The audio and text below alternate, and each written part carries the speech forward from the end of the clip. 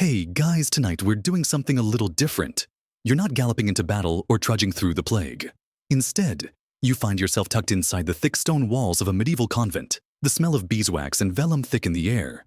A soft wind whistles through the cloistered garden outside, carrying the scent of damp moss and distant wood smoke. You sit cross-legged on a wooden bench, a heavy tome on your lap, and a quill poised between your fingers. The candle sputters beside you, wax pooling like slow, sleepy lava, and somewhere in the hall beyond, someone sneezes loudly and unrepentantly. You are a nun, and your job today every day is to copy. Copy, copy, copy. Holy texts, sermons, psalms, treatises on sin and salvation, and the occasional questionable miracle. But don't worry, you're not expected to do it quickly. In fact, you probably won't survive this manuscript. It takes months, sometimes years to finish a single book. Your handwriting is your legacy. And your side notes, well, those are where things get fun. So before you get comfortable, take a moment to like the video and subscribe, but only if you genuinely enjoy what I do here. And if you're listening from a faraway place or just down the road, post your location and your local time below. I love seeing where this sleepy little history club is tuning in from. Now dim the lights, maybe turn on a fan for that soft background hum, and let's ease into tonight's journey together. You shift in your seat and stretch your fingers. They already ache. The inkpot at your elbow trembles slightly with every breath you take. It's made from oak gall and iron salts, thick and black, prone to drying out when you pause too long to yawn. You reach for your quill, which you sharpened earlier with the tiny penknife you keep tucked under your sleeve. The nib is narrow, perfect for those tight lines you have to squeeze between the rubricated headings. You begin. Slowly. Carefully. In principio erat verbum. You murmur under your breath. In the beginning was the word. Not exactly thrilling stuff, but you take it seriously. It's the work of God, after all. Though, to be honest, God could have used a better copy editor. John's gospel is repetitive, a bit tangled, and has no pictures. The room around you is quiet but not silent. Someone turns a page with a sigh. Someone else drops their stylus and mutters a prayer that is perhaps not strictly approved by the church. The fire crackles. A sparrow darts past the high windows. As you work, your eyes wander to the parchment's frayed edge, to the squashed bug in the margin from yesterday's incident, to the faint smudge of a fingerprint possibly yours, possibly from a nun long gone. And before you realize it, your quill has drifted. Just a little. A face. That's what you draw first. Just a tiny, sad face, barely the size of your thumbnail. It's peeking over the Latin like a curious ghost. You add a nose, a crooked grin. A tongue. Why not? It's not blasphemous. Not technically. You're not the only one. Across the centuries, historians have opened these very manuscripts and found your mischief wide-eyed cats peering over psalms birds in silly hats. A bishop with bunny ears. These weren't doodles done in secret. They were woven into the fabric of the page. A little rebellion carved in ink. Of course, some of your sisters disagree. Sister Benedicta, for instance, would rather stab her hand with her penknife than draw a smiling donkey in the Gospel of Luke. She believes the margins should remain pure, and clean, and painfully dull. But you believe a book without a smile is just a prison made of parchment. You lean over your work and add a swirl. It looks vaguely like a cinnamon bun, maybe a cloud, maybe a coiled snake if snakes had chubby cheeks. You'll pretend it's symbolic. Symbolism is a wonderful loophole. The text you copy is serious, but your mind wanders. You remember yesterday's lunch turnip stew again. You remember that strange dream you had about Saint Jerome arguing with a talking goat. And you remember very faintly the warm sun from last spring when the garden bloomed and you pretended to weed just to get out of copying job. There's a funny rhythm to your day. Rise, pray, copy. Pray again. Copy some more. Eat. Copy. Evening prayers. Sleep if the lice allow. Repeat. The predictability is oddly soothing, like a medieval version of listening to the same lo-fi playlist on loop. But even the gentlest life needs some chaos. Which is why the scriptorium is your playground. Sure, it smells like damp wool and boiled leather. Sure, your habit itches and your back aches and Sister Martha sings off-key. But here in the quiet shuffle of pens and parchments, your thoughts take strange little detours. You scratch your neck and glance at the next folio. Blank. A fresh start. You drag your quill down and write the first line with care. Then, in the corner, you add a rabbit playing a harp. Because honestly, why not? It's peaceful. It's absurd. And it's the perfect way to spend an evening when there's no Wi-Fi, no caffeine, and no way out. Historians still argue whether these marginalia were acts of boredom, rebellion, humor, or something deeper coded messages, theological satire, spiritual expression. You're not sure. You just know that making a giraffe in chainmail gives you more joy than retranscribing Augustine's entire thoughts on predestination. And besides, giraffes are funny. You stretch your arms. Your candle's burned down to a waxy stump. But there's still time for one more little note. You whisper it as you write. Scripsy sed somnolenta. I wrote this but sleepy. Very sleepy. The ink dries slowly beside your latest doodle. You blow on it gently as if your breath could coax it into permanence. It's a little angel wearing boots. Far too big boots that look suspiciously like Brother Thomas's The Shoemaker's Apprentice, who once accidentally dropped a last on your foot during Advent. You called it divine punishment at the time. Now it's just a memory etched in ink. The page you're working on today is a sermon by Bernard of Clairvaux. His words are passionate, wholly dripping with imagery about love, divine and mystical marriage. You try to focus. You really do. But the lines blur and your fingers ache. And Bernard, bless him, is just a little intense. For someone who's supposedly celibate, he sure writes like he's in the throes of a literary romance. So you breathe deep. Realign your quill. Remind yourself that this isn't about excitement. It's about devotion. And besides, the best part is coming the capital letters. You reach for your pigments. Ground lapis lazuli. For blue, a tiny splash of gold leaf. For drama, some crushed cochineal. For that lovely pink-red hue. You don't get to illuminate often, but when you do, oh, it's glorious. It's your one sanctioned moment to go wild. You draw a large Q. It begins quam pulchra est. How beautiful she is. Yes, Sister Magdalena giggled when she first read it. And yes, you added a sly little bird in the belly of the Q just to make her laugh harder. It's a peacock, obviously. Except its tail looks like an artichoke and its beak might be upside down. But in the margins, that's where things get more personal. You pick up your smaller quill, the one trimmed for fine line work. There's a smudge of red on the handle from when you accidentally dropped it in the cochineal jar. You never washed it off. You like your tools with a bit of personality. The margin space is tight today. The brother who prepped this parchment made it a little crooked wider on the left than the right, as if he got distracted halfway through. You sigh dramatically because you're a nun, and drama is internalized. Then you begin to draw. This time, it's a little nun carrying a bucket 3 times her size. Her back is hunched and her expression is one of mild, eternal suffering. You add 3 wiggly lines above her head to symbolize existential dread. Or maybe it's just steam from the stew pot. Up to interpretation. And then beside her, a goose. Why, because the Abbey's actual goose has been honking at the door for 2 hours straight, demanding breadcrumbs and threatening eternal vengeance if ignored. You know this because you fed it once, and now it believes you are bound by goose oath.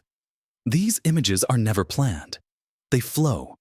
From memory, from mischief, from the little pulse of life that refuses to be confined by straight lines and doctrine. You wonder sometimes if God sees these and smiles, or rolls his eyes. You hope it's the former? You've seen other nuns work. Sister Hildegard, for instance, once illustrated an entire margin with scenes of saints riding fish. They were very detailed fish, with expressive eyebrows. No one knows what it means. Historians still argue whether it's a commentary on Christian perseverance or just a subtle protest against Friday fish dinners. You add shading to your goose's wings. He's glorious. Slightly evil, but glorious. The abbess passes behind you, her step soft but firm. You freeze for half a second like a child caught stealing honey. But she merely pauses, nods, and mutters something about the line work being tighter today. You exhale. You're not in trouble. This time. Your fellow scribes around you carry on. Some hum psalms under their breath. Others squint and mutter Dominus vobiscum every few lines like a spell to ward off fatigue. One girl has fallen asleep upright, her quill still poised like a ship's mast in her limp hand. You glance down at your page again. The peacock has acquired a companion, a slightly crooked hedgehog carrying a book. You don't remember drawing him, but there he is. Welcome to the story, little scholar. Your fingers twitch. You flex them open and closed. The ink begins to dry in the inkwell, forming a skin like a pudding left too long in the cold. You stir it with a goose feather. It resists, thick and reluctant. Beneath your breath, you hum a tune. Something old. Something in a minor key. The kind of melody you only remember at twilight when your hands are tired and your thoughts drift. It's comforting, like an old scarf or the warm bowl of spiced milk. Sister Joanna sneaks you on feast days. The line you're copying ends with Miserere nobis, have mercy on us. And yet, even as you write the words, your mind slips sideways. Mercy comes in many forms. Warm socks, clean pages, a good joke hidden in a holy book. Historians often wonder how so many women cloistered and constrained still found time to be silly. How they maintained curiosity and mischief in a world ruled by men and manuscripts. But here you are, proof that devotion doesn't mean dullness, that you can copy divine law while still drawing frogs wearing mitres. A scratch at the window, you glance up. The goose again, you swear it's glaring. You dip your quill one last time and write the final word on the page. Then beside it, a small arrow. A pointing hand. It directs the reader to the lower corner where you've scribbled nota bene. I see you reading this. Say a prayer for my back. You smile to yourself. The joke will survive longer than your name. And somehow that feels right. Your back cracks as you lean forward again. One more folio to start today. You whisper the date to yourself, though you're not quite sure if it's correct. Time blurs in this place. Feast days come and go, but otherwise the weeks slip through your fingers like sand through a sieve made of prayer beads and meal rotations. You flip the page, careful not to smear the damp ink. And as you do, your scalp begins to itch beneath your wimple. Not in the gentle, forgettable way, but with the fury of 10 tiny armies laying siege to your forehead. You suppress a groan. Lice again. Every nun gets them. You can't exactly bathe every day, water is precious, and privacy is practically heretical. So you endure. You scratch with the practiced discretion of someone who has perfected the art of subtle itches during silent hours. And here you are, back to Latin. Again. This time, it's a homily. The words of a long-dead preacher who seemed very concerned with the moral dangers of laughter. Risus abundat in or stultorum, he wrote. Laughter is abundant in the mouth of fools. You smirk. Then you write it down. Your script is flawless, elegant, pious, and in the margin, a tiny figure bent and haggard labeled Frater Risus Brother Laughter. He's juggling 3 apples while riding a chicken. His mouth stretches wide in a toothy grin. Your own mouth mirrors it. You look over your shoulder. Sister Cecilia is copying something about divine silence. Her lips pursed as if in permanent judgment. You quietly, rebelliously draw another apple falling from the chicken's back. The reality of your life is this obedience, yes, but also the constant hum of thoughts you're not allowed to speak, the way your hand finds expression when your voice cannot. These margins are more than art.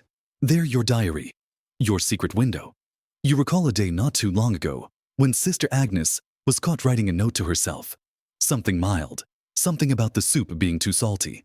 The abbess confiscated it, scolded her for idle expression. But Sister Agnes got her revenge.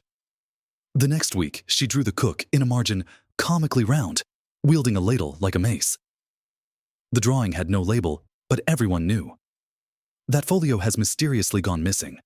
Still, no one ever finds your marginal notes. Or maybe they do, but they choose to laugh instead of scold. That's the danger and the joy of subtlety. You leave just enough ambiguity to be defended as practice or flourish, even when you know full well it's sass in disguise. Today, you decide to make a small list at the bottom of the page. Tiny, near invisible. You call it causa frictionis, reasons for frustration. 1. Sister Martha steals my stool. 2. Lice. 3. Lice in Sister Martha's wimple that migrate to me. 4. This ink, so lumpy. Conscious. 5. Sermons that say women shouldn't laugh. You add a 6th 6. The bells ring too early and too often. And then, just beside the list, a doodle of a bell with little legs running away from a yawning nun. Historians still argue whether these notes were permitted under unspoken rules, or whether they were acts of gentle resistance, an inner protest penned in Gothic script. Some think the nuns were carefully testing the limits of their boundaries. Others believe these doodles were meditative, like prayerful daydreams made visible. You know the truth is probably both, and also neither. It's simply what keeps you sane. Your quill scratches again across the parchment. You've shifted to copying another section, this time commentary on Leviticus. Nothing says joy like page after page on dietary law and sacrificial practice. Still, you focus. The act of writing is strangely soothing. You fall into the rhythm, glance right, breathe, repeat. Somewhere behind you, someone sneezes violently and then mutters a half-Latin, half-cursed phrase under their breath. You snort very quietly. Then you make a marginal note. Et hic sternuta vit sicut mulis. And here, she sneezed like a mule. The page is already filling up with invisible footprints of your personality. A little cat curled around a capital letter, a bug carrying a scroll, a loaf of bread frowning at a knife. You're not sure where that one came from, but it feels honest. You shake out your hand. The joints are stiff. The candle sputters and flares. You squint at the light, then sigh. One more sentence. Just one more. You write it down carefully, fully aware of how your script looks by now. Precise, looping just enough flair to avoid being accused of haste. It reads, Serva pacem etiam si coxa tua dormit. Keep the peace even if your hip falls asleep. You glance at the edge of the page. There's just enough room for a tiny frog in a nun's habit sitting cross-legged and meditating. You add a little flower beside her. It's not in the manuscript, but it is now. This life of yours is quiet, repetitive, a little itchy. But there's a sacredness in the mundane, in the way your thoughts sneak onto the edges of things. You might not have the power to preach from the pulpit or vote on doctrine. But here in ink, you are entirely yourself. You tuck your quill into its groove. You blow gently across the parchment. Somewhere above in the beams of the ceiling, a sparrow chirps once and flutters. You wake before dawn, as always. The bell rings 3 chimes, slow and cavernous, as if the stones themselves are groaning to rise. You shuffle from your straw mattress to the lavatorium basin, splash your face with icy water that makes your teeth ache, and fumble into your stiff habit. By the time you reach the scriptorium, the sun is still dragging itself above the horizon. Mist coils along the cloister paths like sleepy cats. You follow the same foot-worn trail, your sandals whispering against the flagstones, already bracing for the stiffness in your neck that will arrive by midday. Your desk is where you left it. A battered plank smoothed with years of elbows and patience. You light your candle and pull your tools toward you, quills, penknife pumice, and a fresh pot of ink. The vellum for today's work is smooth, surprisingly clean, with only 1 or 2 thin scars from its previous life as a calf. Today, you begin a psalter. You whisper the first few lines to yourself, not out of reverence exactly, but out of habit. Your voice helps your hand remember. Beatus vir qui non habit in concilio impiorum. Blessed is the man who does not walk in the counsel of the wicked. You pause, then frown. A shadow flickers at the corner of your eye. At first, you think it's your own candle guttering. But no, it's movement. You glance down. There in the margin, you hadn't even noticed mice. 2 of them. Not real ones, thankfully.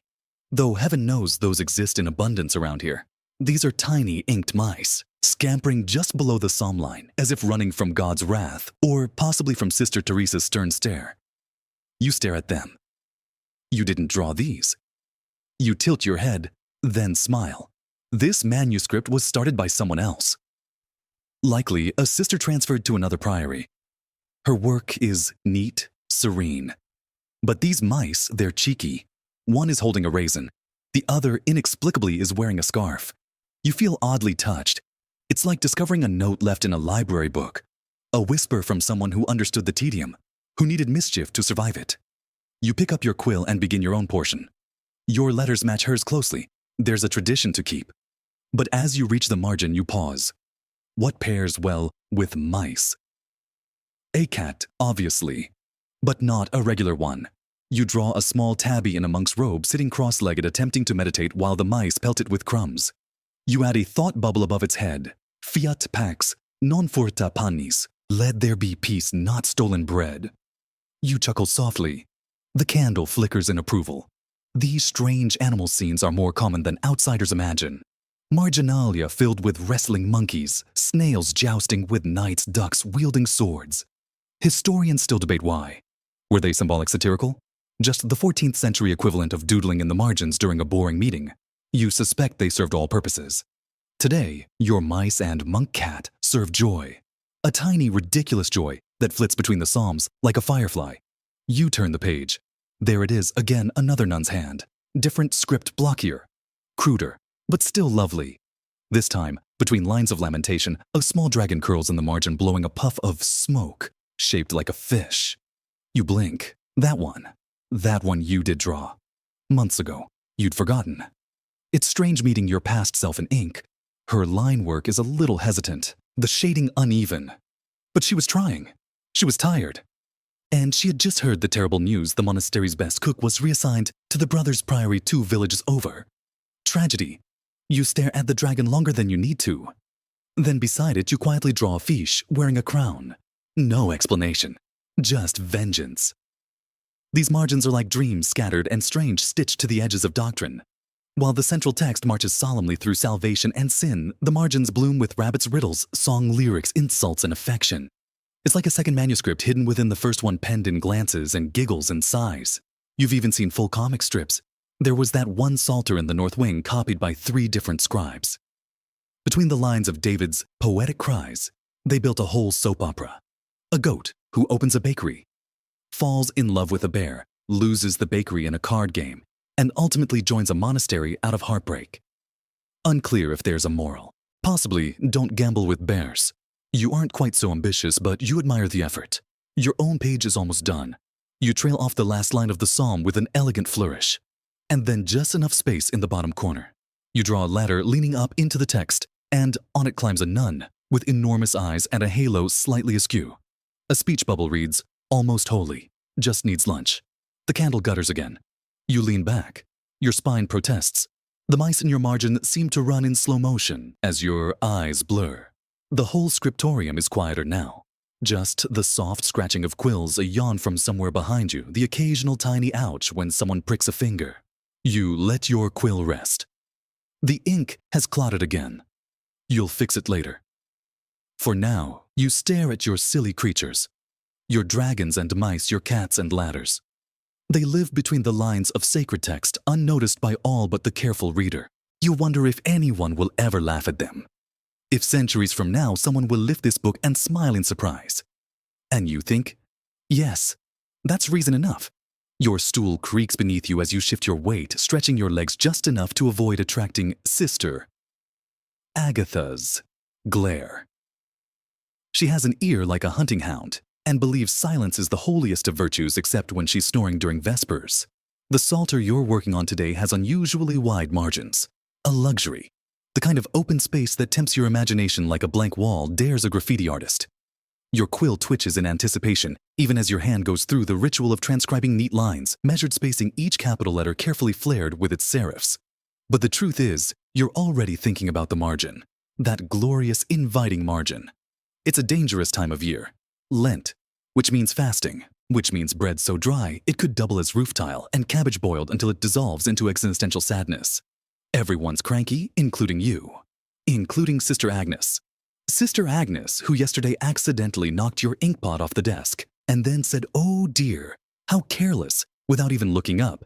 You forgive her. You're holy like that. But the margin remembers. So you begin a new masterpiece. It starts with a loaf of bread, massive, gloriously crusty with legs. It's wearing a crown and holding a tiny mace. You label it Panis Rex King bread. Across from him, a weeping cabbage in chains, a tragic scene of culinary oppression. And just below them, 2 nuns sneak by stealing crumbs with guilty eyes. One of them has a very distinctive mole on her chin. Purely coincidental, of course.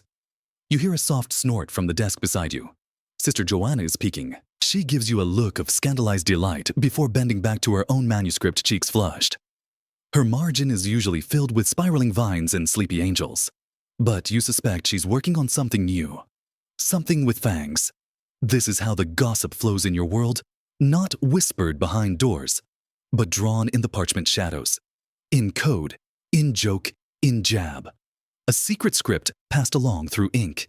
You remember once coming across a page where a scribe had simply written in tiny neat letters at the bottom, "Please, do not let Sister Anna erase this again." You laughed. Sister Anna, famously neat, had probably done just that, scraped off whatever sinful silliness was there before. Erasing is easy with parchment. A penknife, a touch of pumice, a few careful strokes, and poof. History undone. But some marks are stubborn. You've learned to press lightly, shade subtly. Your insults are soft as embroidery. Historians still puzzle over these moments. They find layered drawings, one faint one, bold like generations whispering across time. Was this rivalry friendly banter? An editorial war in slow motion they'll never know. But you do. Back in your present moment, the abbess makes her rounds. She's inspecting posture and production. When she reaches your desk, she peers down, squints slightly at Panis Rex, and says, "Vivid line work," then moves on. You exhale. You're getting better at walking the line. Your fingers find their rhythm again, copying a section from the Song of Songs now. It's evocative. Possibly a bit too evocative for fasting season. The metaphors bloom across the page, doves, honeycombs, myrrh. You wonder if anyone actually understands what it's talking about. You pause to underline, "Thy lips, O my spouse, drop as the honeycomb." And immediately below it, you draw a small bee wearing a veil, wagging its little stinger like a nun wagging her finger. You add a jar of honey with a smiley face. It feels appropriate, possibly theological. A few desks down, Sister Marguerite is working on a book of hours. Her margins are always botanical ferns, violets, lilies curling up around the text, like it's spring inside her parchment. But even she once sneaked in a frog, wearing a bishop's mitre. You remember, it was glorious. You look down at your own page, now a mosaic of holy verse and increasingly expressive snack-themed characters. A crumb trail winds its way from Psalm 42 to 45. You add a note next to it, sequitur micas.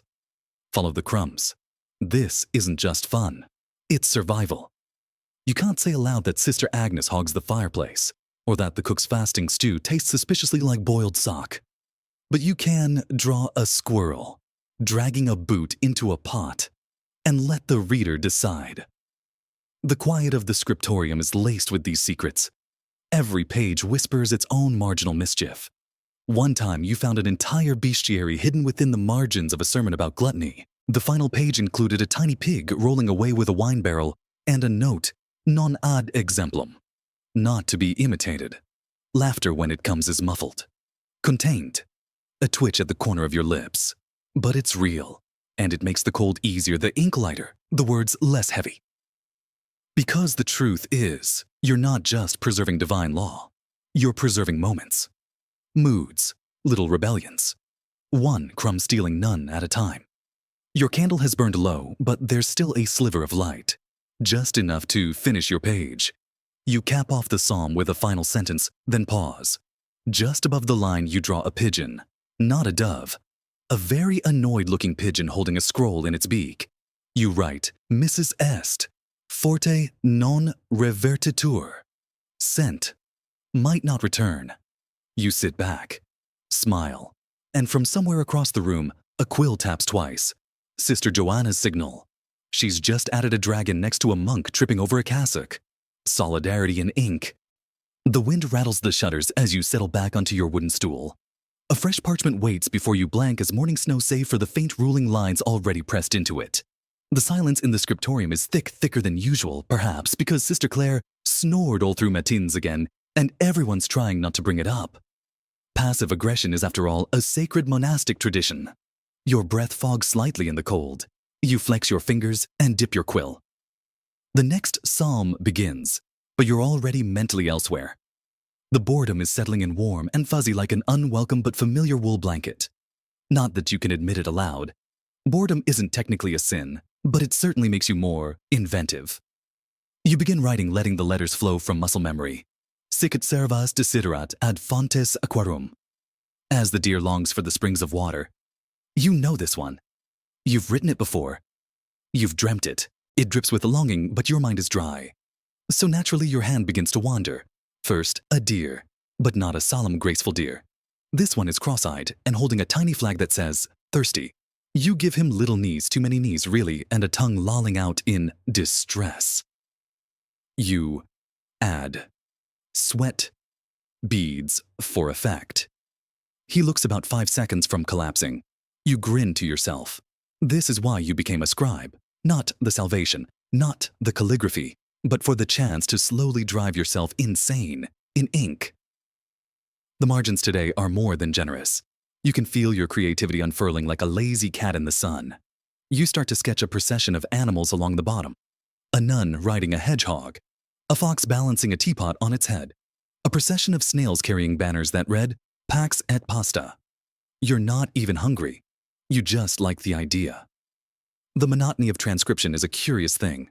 It dulls the mind just enough to make the ridiculous seem reasonable. And as your thoughts drift, your quill captures them.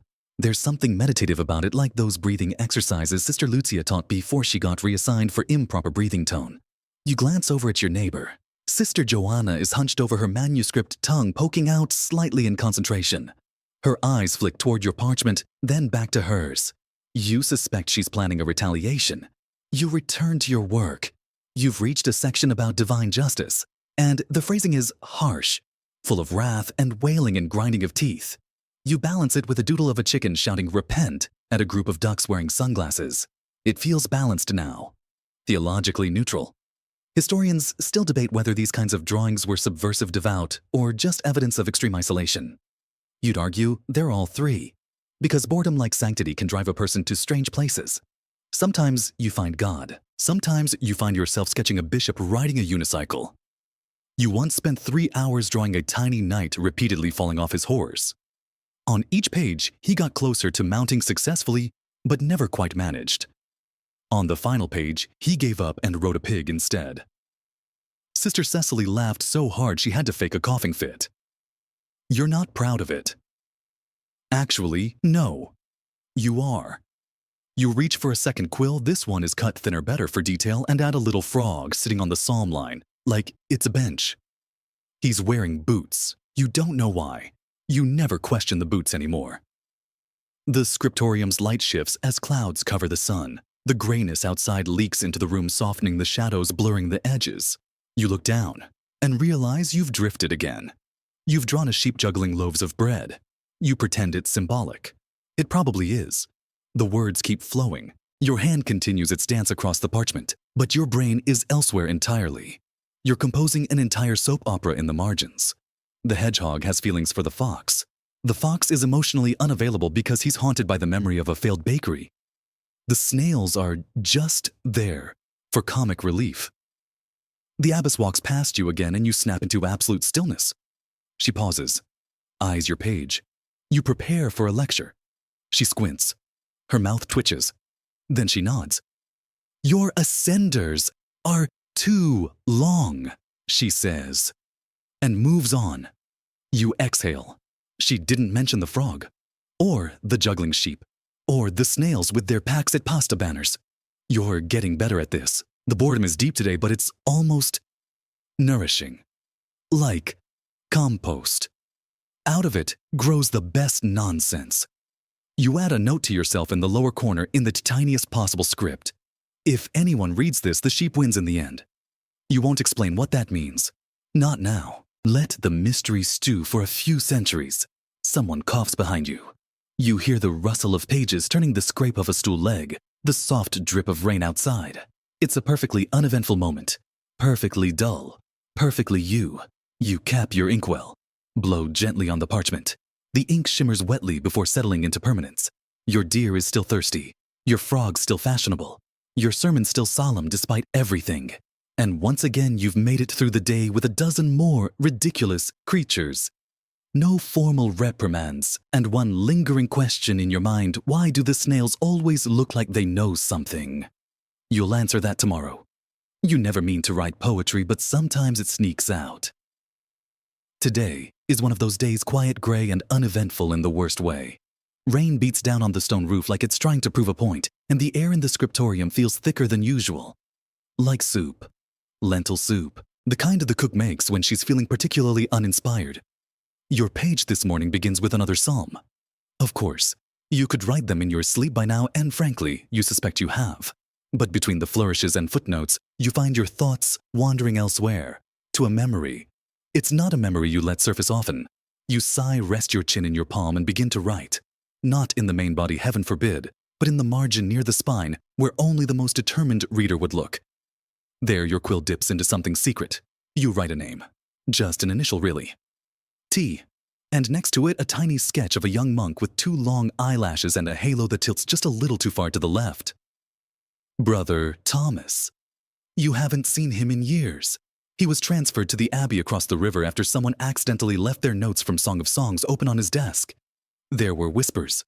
Always whispers. But before that, before the reassignment and the prayers, and the very serious lectures, you had exchanged exactly 7 words in person. Did you drop your ink pot? It was already broken. Ah, he was clever. His smile curled like the tail of a letter G. And once, just once, you saw his own marginal doodle in a book on monastic gardening.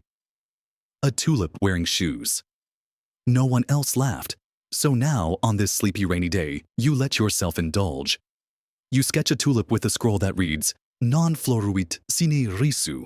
It does not bloom without laughter. Beneath that, you begin to write again, but in cipher. A nonsense alphabet you invented as a novice when you were supposed to be memorizing saints' feast days. You use it now to craft a verse, soft and quiet, about longing and ink, and how the heart makes better margins than the mind. You know better than to make it obvious. You space the letters irregularly. You draw a snail over one of them, just enough to blur it into mystery. Historians still debate whether these coded messages were romantic devotional or just desperate cries for mental stimulation. One manuscript from a Yorkshire convent included 27 drawings of a certain Brother Alan always fishing, always frowning. Was it adoration or mockery? No one agrees. But you know your message today is gentle, not scandalous, just human. You finish the page's Latin without really noticing. Your hand flows automatically. You dot the last I, cross the last T, then reward yourself by drawing a very dramatic pigeon with its wings thrown open like it's announcing a play. Caption: Tonight, the Passion of the Parsnips. You chuckle softly. There's something comforting in the absurdity, in the way that humor and longing and prayer can all live side by side, inked in the same shade of brown-black. You add a final note next to the monk tulip sparrow, re-dead hic lector. I hope the reader laughs here. You never get to write for an audience. Not really. But the thought that someone maybe in the next decade, maybe in the next century, might find these little hidden moments and smile, that's worth a sore wrist.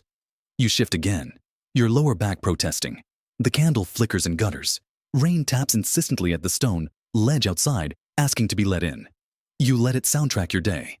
Another folio waits. This one starts with a harsh sermon about lust. Perfect. You copy it dutifully, resisting the urge to add rabbits in compromising positions. Too obvious. Too risky. Instead, you draw a pair of chickens kissing behind a barrel labeled holy water. Subtlety is an art. You remember vaguely that time Sister Beatrix muttered something about Brother Thomas in her sleep. You remember the laughter that followed the hushes, the gentle teasing at breakfast. You remember feeling relieved and guilty at the same time, relieved that you weren't the only one guilty, because you couldn't even admit the feeling to yourself fully. That's the thing with cloistered life. The heart doesn't stop just because the bells ring. Your next margit is simpler. A tree with initials carved in the bark. None of them real. None of them traceable. Just symbols. Just echoes. You cap your ink pot for a moment and stretch. A low groan escapes your throat. No one hears. Or if they do, they pretend not to. Across the room, Sister Joanna sneezes. She draws a haloed angel dabbing its nose. You see her hide a grin behind her sleeve. You dip your quill again. One more drawing. A cat sleeping beside a scroll. You give the cat half-lidded eyes and write omnia transibunt, all things shall pass. Even this feeling. Even this longing. But for now, it lives here quietly inked into the edges of holy words. The clouds have broken by afternoon, spilling pale winter sunlight across the cloister garden and casting long latticework shadows across the stone floor. The scriptorium warms just enough to make your fingers flexible again, though your shoulders remain stiff from hunching over vellum.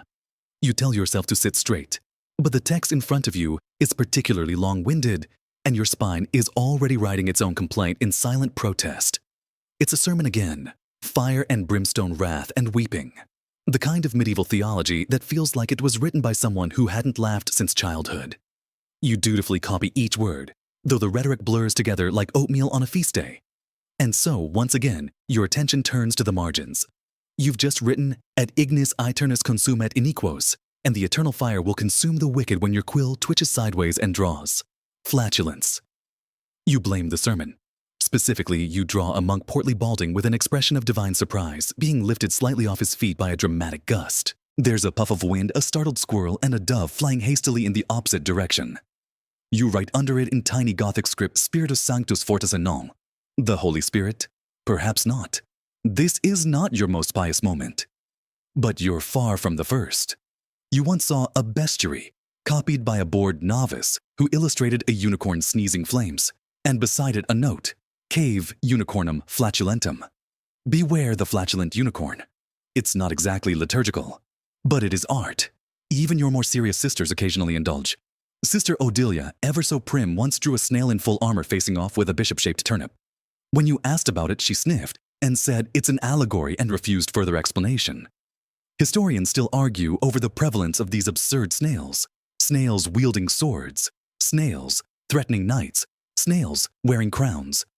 Are they mocking pride, representing sin, illustrating laziness, or are they just snails? You draw one now. A solemn snail with a shield bearing a single word, patience patient. It stares directly into the reader's soul as if daring them to question its speed. Across the top margin, you add a tiny battlefield. A knight facing a horde of geese with glowing eyes. You're not sure what it means. Maybe nothing, maybe everything. The truth is, after hours of writing about hellfire and damnation, your mind craves the silly, the absurd, the unhinged, and these margins are your quiet rebellion. They don't burn books for a doodle, especially not when it's hidden next to a sermon from Augustine. He was long-winded anyway. He deserves some embellishment. You start another page, this time a page of penitential prayers. Your script is crisp. You write each line with precision even as your stomach begins to rumble. You draw a tiny loaf of bread beside the words, Miserere me Domine, have mercy on me, Lord, and give it pleading eyes. You name him Loafer. Loafer is then joined by a suspicious-looking fish who seems to be holding a fork. You don't know what his intentions are. Loafer doesn't either. Your table-mate, Sister Joanna, glances sideways and lets out the faintest snort. You see her add something to her margin in response. A cow rolling down a hill, labeled Via Sanctitatis, the path of holiness. You smirk. The war continues. Earlier in your novitiate, you were reprimanded for drawing too many marginal birds. The abbess said they were excessively animated. So now, of course, every bird you draw has a personality. A duck with a lute, a parrot wearing spectacles, a goose reading the Rule of St. Benedict with obvious disdain. You've even created a recurring character, an owl named Abbot Hoot. He appears whenever the text gets particularly dense.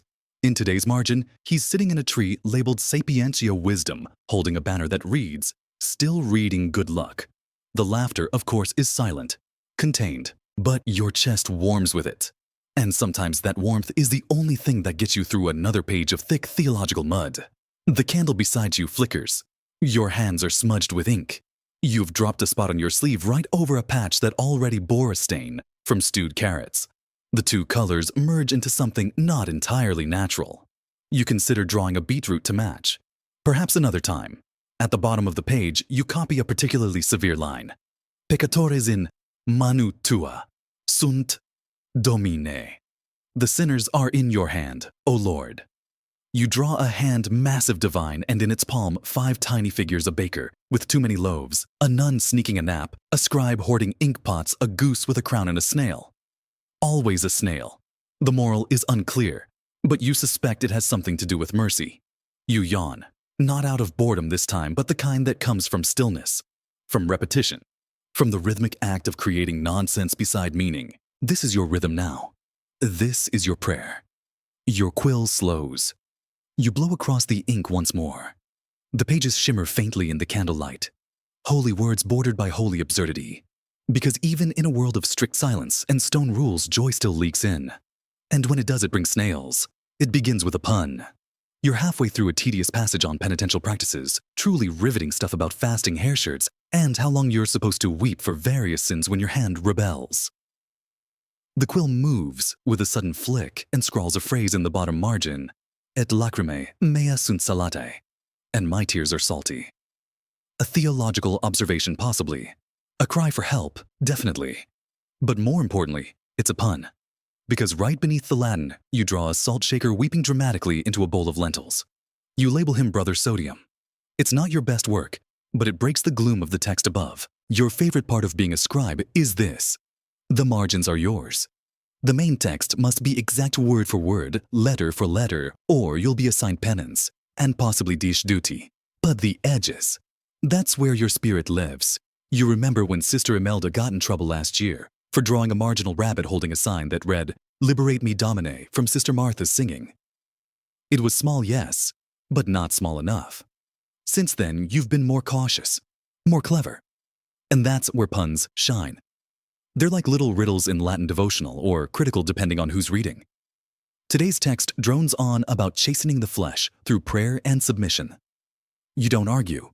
You simply draw a potato wearing a crown, labeled Rex Tuber.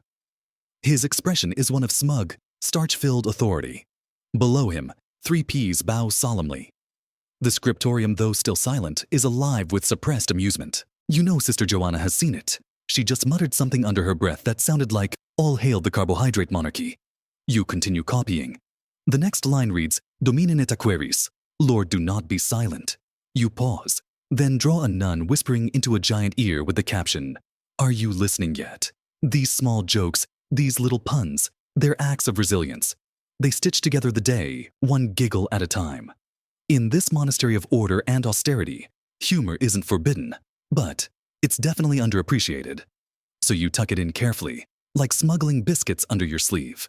You remember a particularly daring margin from a manuscript copied in the North Tower, an entire conversation between 2 hedgehogs arguing about theology. One asked, Si Deus bonus est cur spinae habemus. If God is good, why do we have spines? The other replied, Ut possemus sedere in pace. So that we might sit in peace. Historians still argue whether that's a joke or a brilliant bit of monastic philosophy. You suspect both. The next passage concerns humility. Of course it does. Humility is a favorite topic around here, second only to dietary restrictions. You glance sideways at your neighbor's parchment. Joanna has drawn a squirrel presenting a flower to a very unimpressed dove. You give her a subtle nod of approval. Back to your page. You add a small cart in the margin being pulled by a pig. The cart is labeled Virtues, virtues. The pig, ego, subtle, slightly pointed, possibly inspired by Sister Agnes's earlier remark that your handwriting slants a bit self-consciously. You also take this moment to add a quiet warning to any future reader. Scribe. Hegjichatur chirch, idgrer. Afam tatarar, afamatus erat. The scribe here was hungry. Just in case the next person wonders why the page features so many food-based metaphors. Across the top of the folio, you begin to sketch a choir of mice, each one singing from a miniature scroll. Above their heads, the lyrics float in decorative banners. Alleluia nobis panis, done. Hallelujah, grant us bread. Mice are frequent visitors to the scriptorium. Real ones, too. You once watched one steal an entire lentil from Sister Odilia's bowl and vanish beneath the wainscoting like a thief in the night.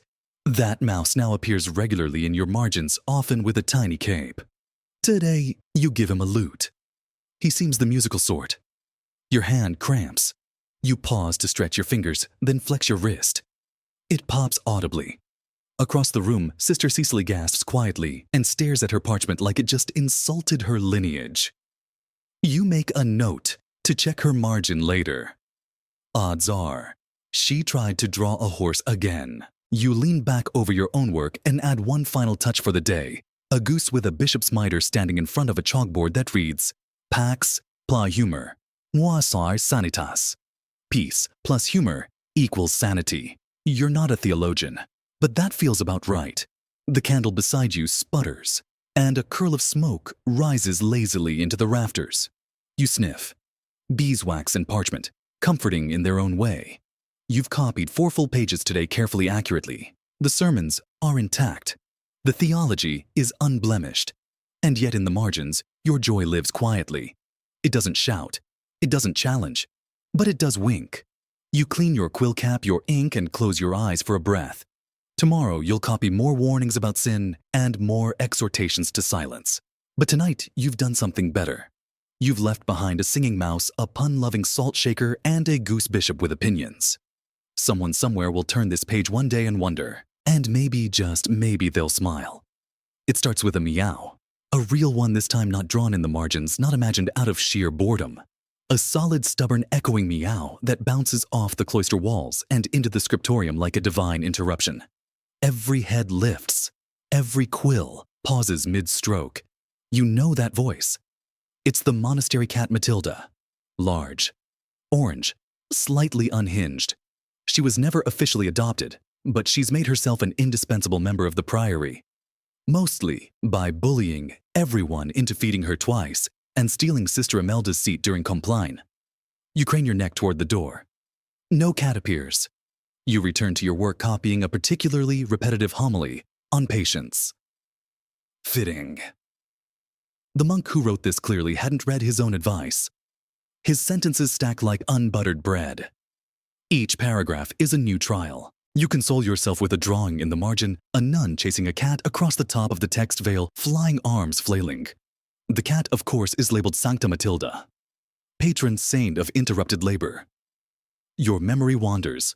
Matilda used to sleep beside your desk when she was younger, her fur collecting ink blotches as she rubbed against the parchment. Once you accidentally leaned your elbow on her tail and nearly started a schism. But she was comforting, a rare softness in a hard place. So, you did what scribes do. Best, you immortalized her. Page after page, little nods to her curled-in margins. A cat licking a chalice. A cat curled around a psalm. A cat pushing a crucifix off a desk while maintaining eye contact. Today, though, she hasn't been seen for 2 days. You hesitate at the bottom of the page. You draw her simpler than usual. Just a little ball of fur, eyes closed, curled next to a scroll. Above her, a halo. You write softly requiescat in pace nostra felice. May our cat rest in peace. Joanna sees it. Her eyes meet yours. She doesn't ask. She doesn't need to. You turn the page throat thick. But as you begin the next passage, something about divine order, you find yourself remembering the chaos Matilda often brought. She once leapt onto the altar mid-mass, knocking over the cruet and sending the choir into disarray. Sister Beatrix declared it a test of faith. You called it performance art.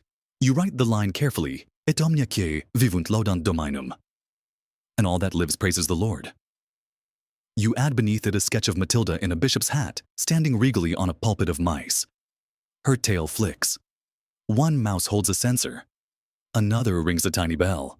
They're all facing her reverent. Maybe it's a eulogy. Maybe it's just another day in the margins. Historians still argue about the role of animals in medieval spiritual life.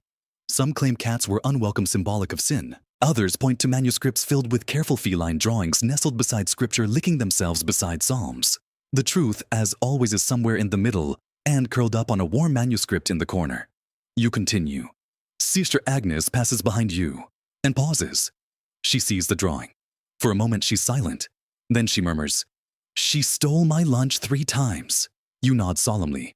She was a menace. Agnes adds. Another pause. She'll be missed. And then she moves on.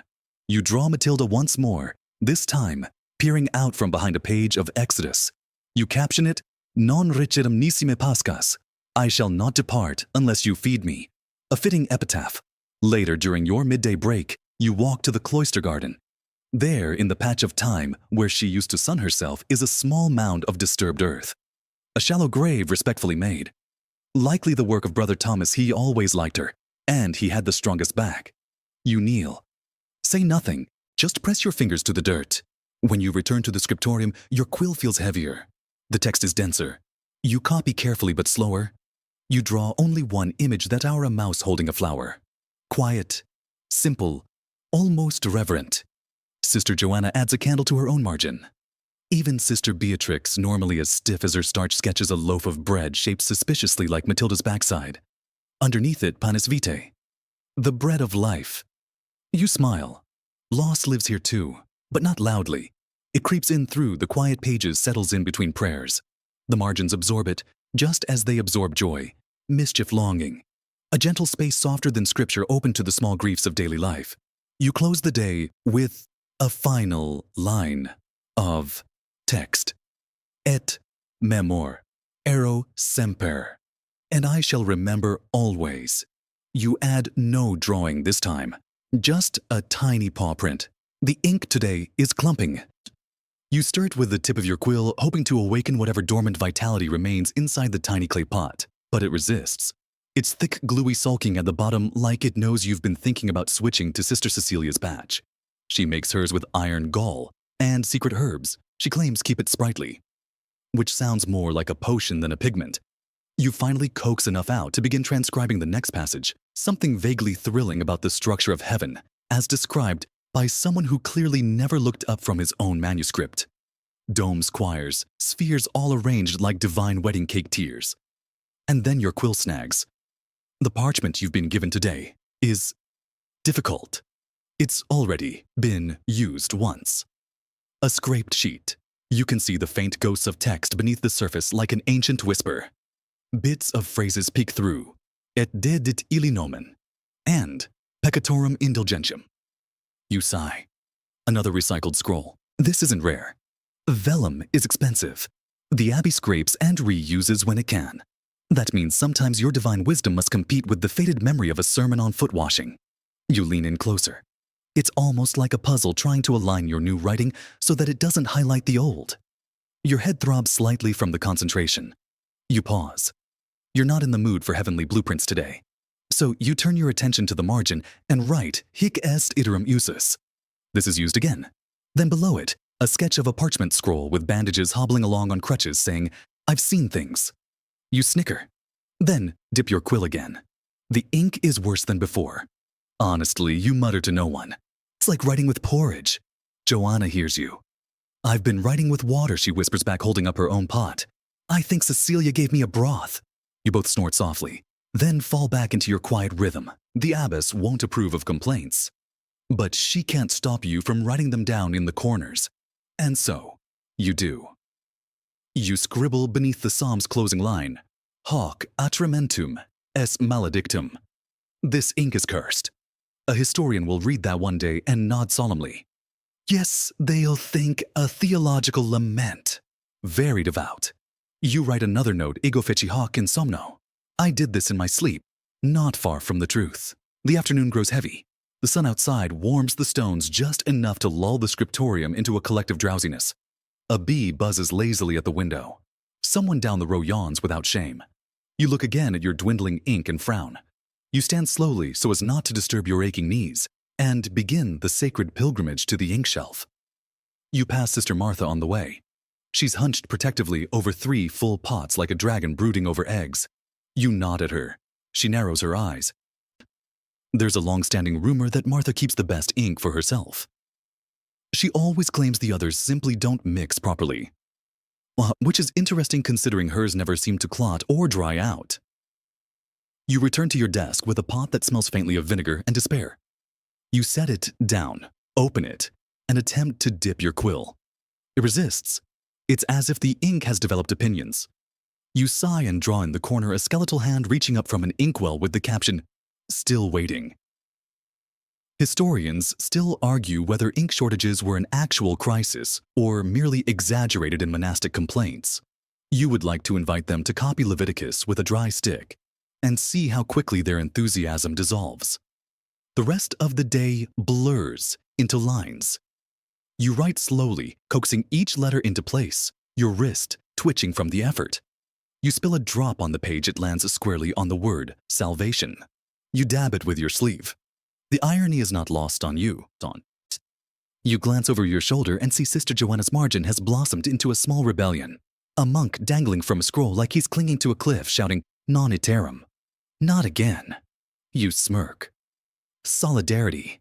As the final bell chimes for the day's copying hours, you close your folio and stretch your back. Your candle has nearly burned out.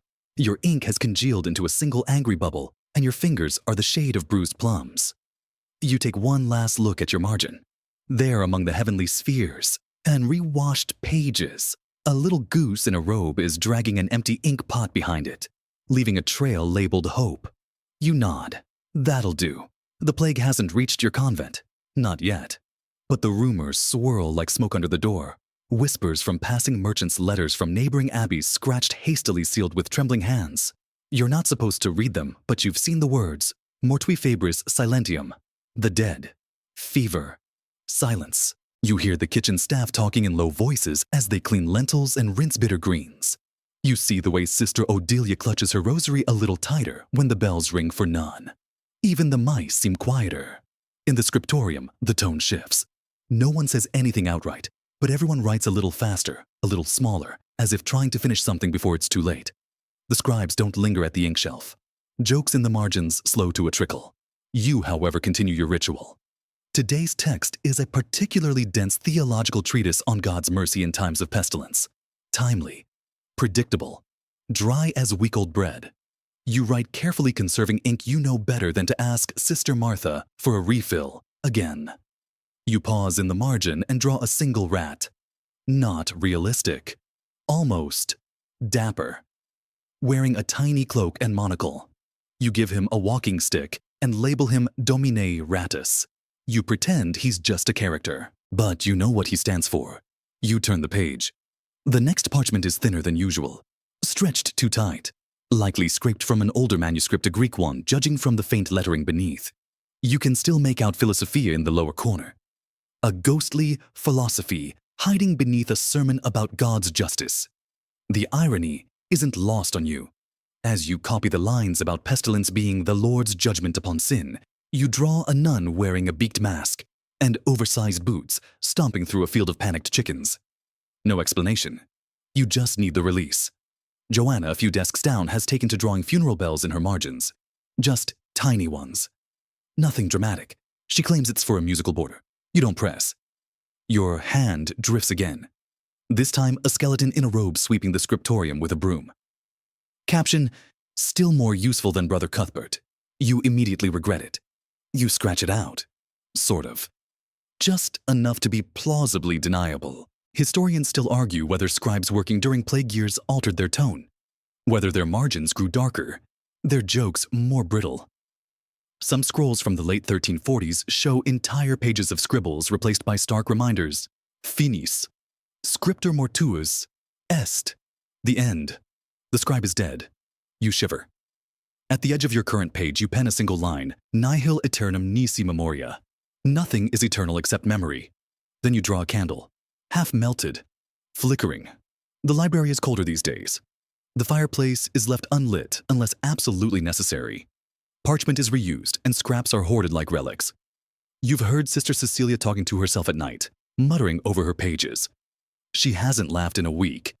In your next margin, you draw Matilda. Not the real cat she's gone after, all but a version of her now with wings and a halo clawing at the gate of heaven. St. Peter stands behind the gate with a fish looking terrified. You laugh just once, quietly. It echoes too loud, so you cover it with a cough. Rain taps at the windows again. Always the rain like a drumbeat for anxiety. You imagine it's trying to wash the world clean, but the filth is too stubborn. You focus.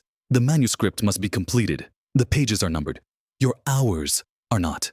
You copy a line. Even in wrath, God remembers mercy. You pause, and in the bottom corner, you draw a very tired angel face in hands seated on a cloud labeled customer service. You glance at Joanna. She sees. She raises a brow. You add a second angel beside the first shrugging. Joanna draws a third holding a parchment that says, estimated wait time, eternity. You cover your mouth with your sleeve to hide the grin.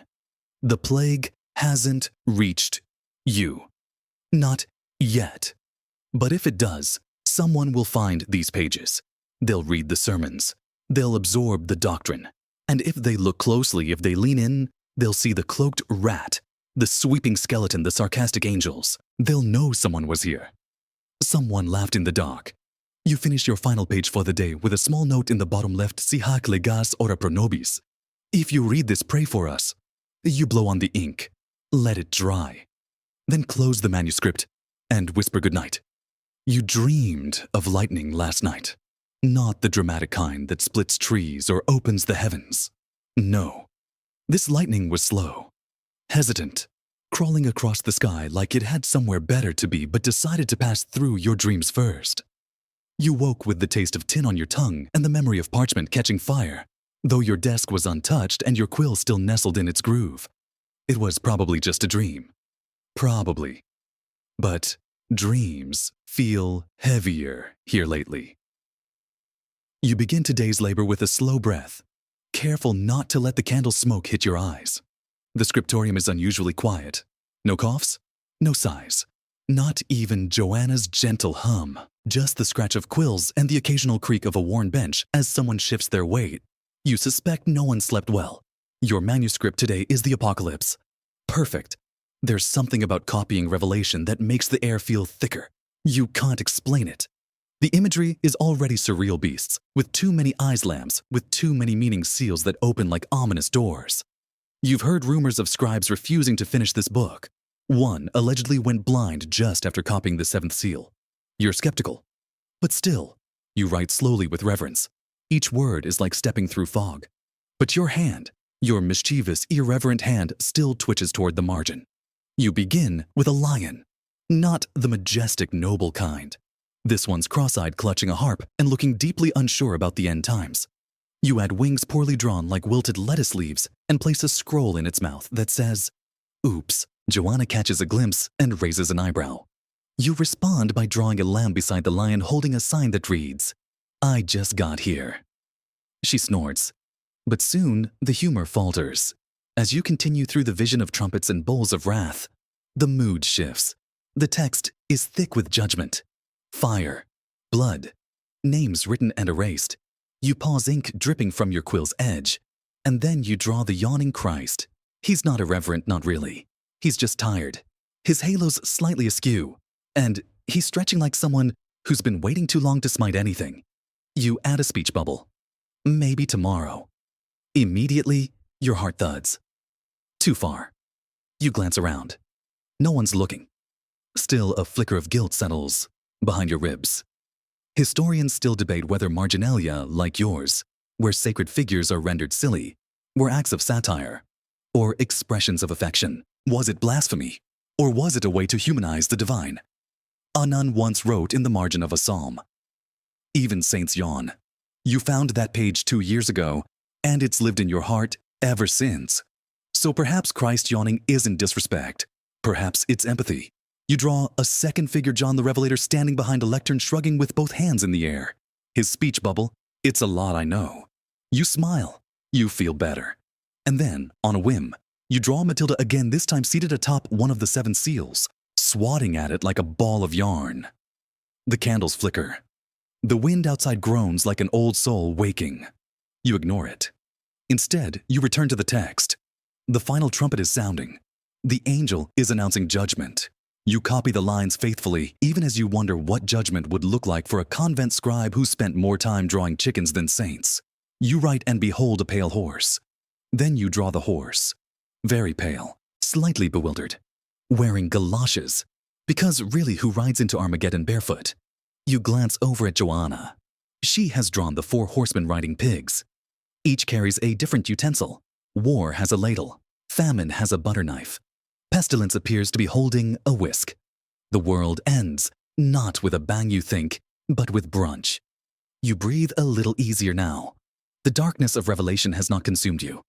Instead, it has become just another text softened by the gentle absurdity of your ink. You finish the last line of the chapter and look down at the margin. You write "Spero hac non ex scribo iterum." I hope I don't have to copy this again. Then, in the smallest possible script, you add "Amen." The rain returns just after sext, slipping down the windows in long sighs, like the sky itself has grown weary. The scent of damp stone creeps into the scriptorium, mingling with beeswax and ink, and the faint but ever-present trace of cabbage that seems to haunt the convent halls like a culinary ghost. You settle back into your bench, the worn edge digging into the backs of your thighs in that familiar, almost comforting way. Your manuscript today, the Book of Revelation, may be behind you, but now you've been assigned a compilation of Marian hymns. Sweet, lyrical, repetitive. You don't mind. After the fire and brimstone of yesterday, a few verses about lilies and gentle wombs are a welcome change. You copy slowly, letting the rhythm lull you into a trance. Ave Maris Stella, Mater Amabilis, Virgo Prudentissima. Your hand begins to wander. You draw a little harp in the margin, then a nun plucking its strings with what you can only describe as aggressive serenity. She's sweating. Her halo is slipping. The caption reads, "Play through the pain." The hymn continues. You keep writing. Soon, your quill begins to move outside the bounds of your assignment. You don't know when the first line of verse slips in, but suddenly, it's there, nestled in the lower corner, wrapped around a small spiral of ivy. You were only half paying attention tonight. Falls gently on the page. Ink, like stars in quiet rage. You blink. Did you just write poetry? You glance around. No one's watching. You let the rhythm continue. Saints may weep and angels moan. Still we scribble all alone. You chuckle quietly. Then draw a monk with a single tear falling into an ink pot. Joanna sees it. You can tell by the way her shoulders shake silently. A few moments later, she slides her page into view. She's written in elaborate uncial letters, "Ode to a goose who stole my quill." No goose yet, just the title. You suspect an epic is brewing. Back to your own page. You resume copying the Latin Tota Pulchra, S. Maria. You are all beautiful, Mary. It's lovely, truly, but your mind has begun to wander into rhyme.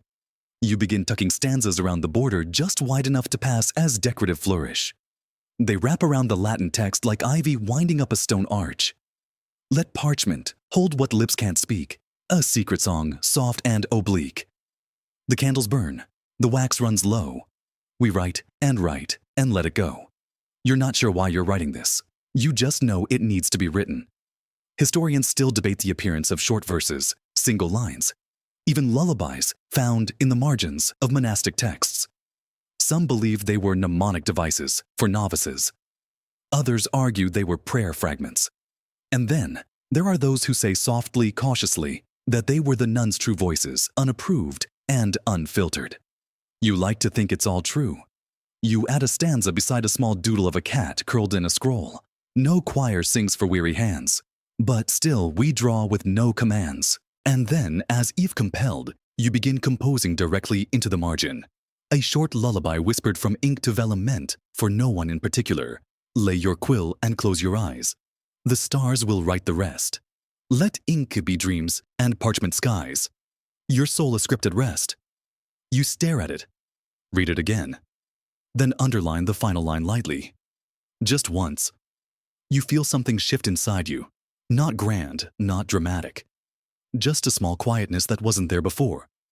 You close the folio gently. On the next page, you draw a candle with a smiley face. And beside it, a tiny inkwell tipping itself over with a sigh. Caption too much poetry again. Joanna responds with a goose in a beret looking wistful. Later, as the candles flicker lower and the shadows deepen, you tuck your final verse in the bottom right corner of your page. It's so faint, it barely registers. But it's there. If this be read when I am gone, smile once, then carry on. You don't sign your name. Of course not. That would be far too bold.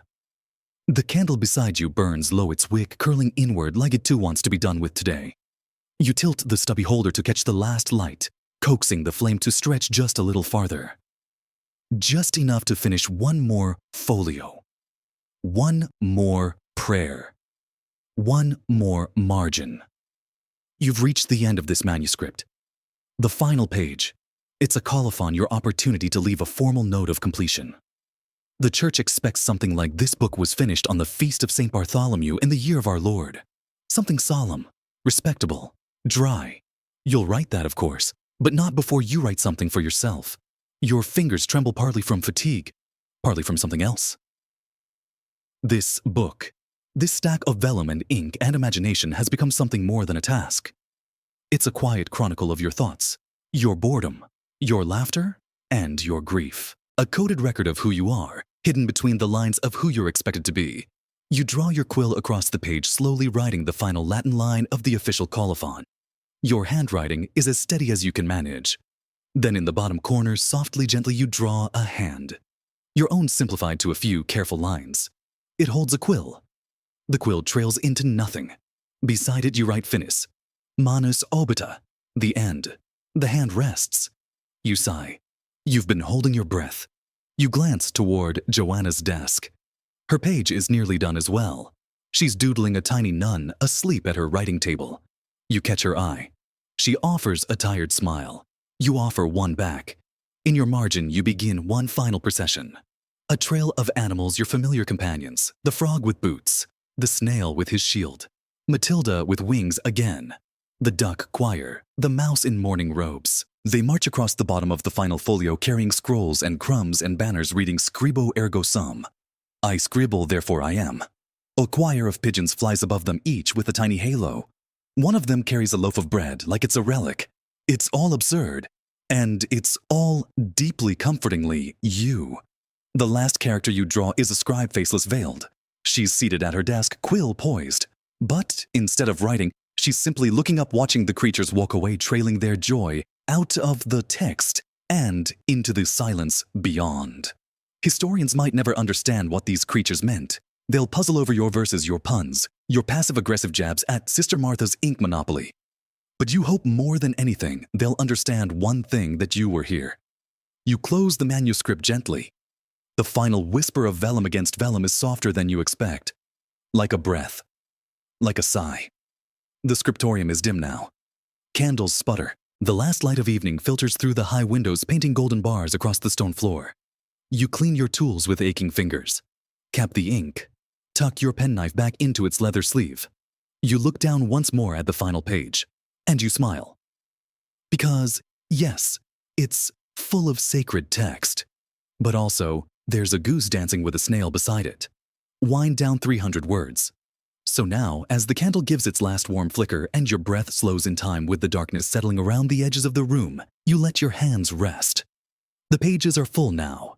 Your little drawings, your jokes, your sighs, your invisible fingerprints, they sleep gently between the prayers and poems, waiting for someone to stumble across them years, even centuries from now. Perhaps they'll laugh.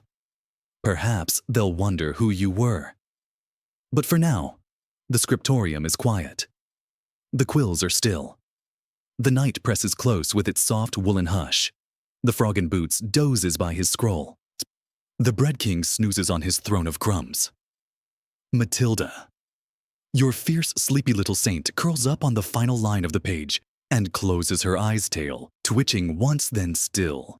You let yourself imagine the cold stone walls softening, the shadows leaning in to listen, and the air humming not with chants or bells, but with quiet, contented breathing. Yours. You are done. Not forever. Just for now. So let your muscles unwind. Let the noise of the day fall away like dried ink brushed gently from a finished page. The manuscript sleeps. And so will you. Close your eyes. Let the margin dreams begin.